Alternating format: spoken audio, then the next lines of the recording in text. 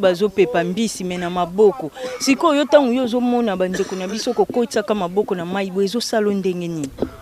Donc nakoloba pasi makasi je suis pas même en contact parce que comme je suis ici, j'ai étudié, je suis gradé à biochimie, je n'ai rien de travail, je travaille même pas, je suis arrivé ici, j'ai même la maison à vivre avec mes enfants. J'ai des enfants comme moi aussi sa mère, je souffre, les enfants vont aussi souffrir. Les copains aussi vont souffrir, les maris, les familles.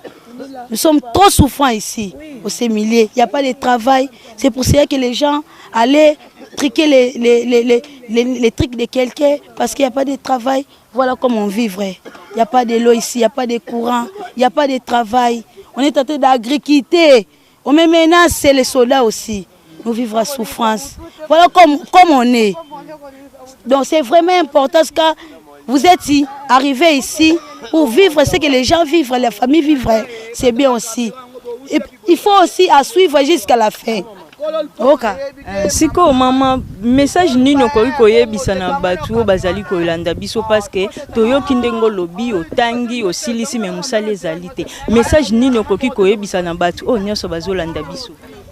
Je remercie d'abord nos présidents qui se dit papa. Siko na ndenge ozomona bandeko na biso kokotisa kama maboko na mai bazata na bando bote bazana ba filete yo zo salo ndenge ni.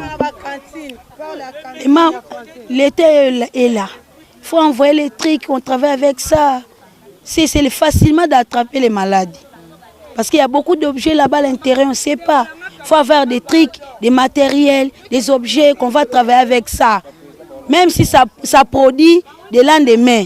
Mais il faut avoir des machines. Il y a des membres de l'État là-bas. Il y a beaucoup d'argent ici. Pour nous, konzo nyonso bazolando nini okoki kosenga bango pour nous kopepa mbisi pe a. Pour nous kopepa mbisi to mona ba flat efongwami. Il y a des flats qui ba flat efongwami ko chambongo to ka ba planète sono amaluku akinkolo aussi. Mais babiloko tout ça ba richesse, il y a beaucoup de richesses ici chez nous. Il y a des pétroles, il y a des diamants. Il y a des objets qui n'ont pas atteint beaucoup d'argent pour se produire à un RDC. Pour Fongwama, le matériel il y a richesse à nasi awa. Bambiso ezo bimato lukango. Bamo teke la biso bambiso ba vivre fait liboke za soutien. Bama eza bambiso ba tembe yango to kozongo pe to produit yango boche belé to teki agriculture donc eza produit na mboka. Mais eza te ba place a bonde to tchaka ba un pas pour na bien et ya na sima. Mais tout le monde nous sommes négligés. Merci beaucoup.